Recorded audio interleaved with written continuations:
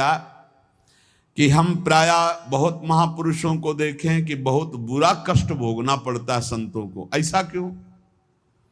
बड़े बड़े पापी हैं ऐसे, उनको कुछ नहीं कष्ट होता, और संत जो भजन कर रहे हैं उनको बहुत ही कष्ट होता है। ऐसा क्यों होता है? ऐसा इसलिए होता है, उसके दो कारण होते हैं।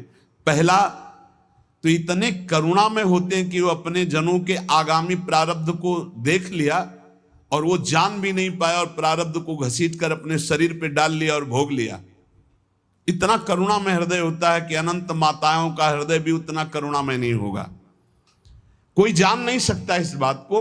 वो देखा कि हमारे अमुक जन पर प्रारब्ध का आक्रमण होने वाला है, तो प्रारब्ध तो मिटाया नहीं जा सकता, भोगा जा सकता है, तो आओ हम भोगने के लिए तैयार हैं, और वो उनके प्रारब्ध को ले लेते हैं।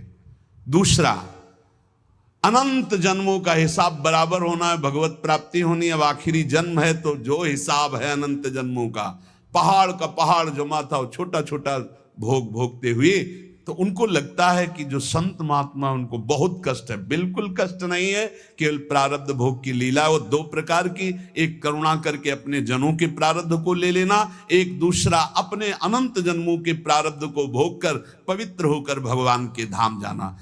दूसरा, जो पापात्मा जन है उनके जो वर्तमान के पाप हैं और पूर्व के पुण्य उनके काम कर रहे हैं, इसलिए उनको कष्ट नहीं दिखाई दे रहा। लेकिन जब पूर्व का पुण्य समाप्त हो जाएगा, वर्तमान का पाप और पूर्व का पाप लगे, तब उनकी दुर्गति हो जाएगी। तो ऐसे ही जब हम धाम में या नाम जपने में या भक्ति में चलते हैं तो लोग हमारा उपहास करते हैं, लोग हमें कटु वचन बोलते हैं, उनको द्वेष होता है भक्तों से, वो निंदा करते हैं। तो दुर्वाच्यान सहस्त्रशा परिभवान नीचै कृतान कोटिशो।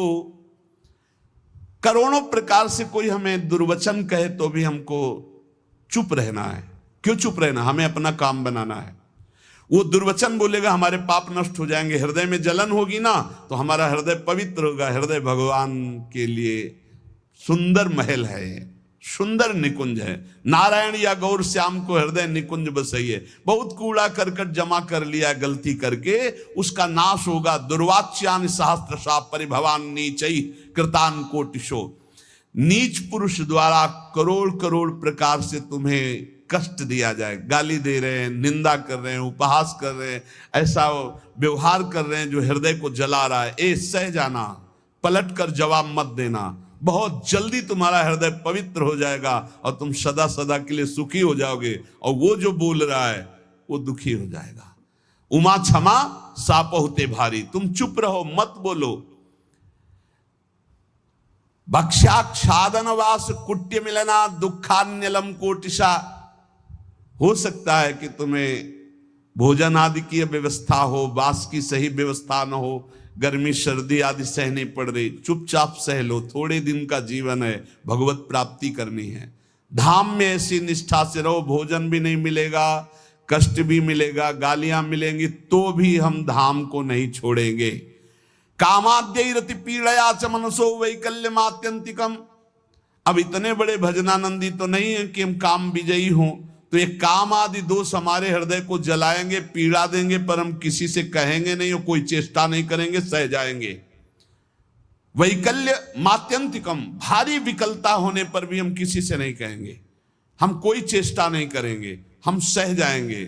ये सोढ़ा वसंत के लिविपने कृष्णश्च तेभ्यो नमः।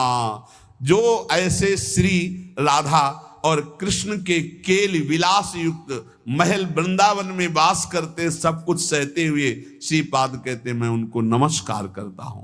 दोषान्न स्थिर जंगमेशु कलयन कस्यापिनो द्वेजयन। तुम्हें उद्विग्न करेंगे यहां लोग, तुम्हें परेशान कर सकते हैं, पर तुम उनकी निंदा मत करना, उद्विग्न मत होना, उनकी निंदा मत करना, अपने आप को बचा के निकल जाना। ये मानो परमार्थ में आगे बढ़ने के लिए जरूरी है ये बात। दोषान्न स्थिर जंगमेशु, यहां किसी भी जड़ चैतन्य में दोष दर्शन न होने पावे।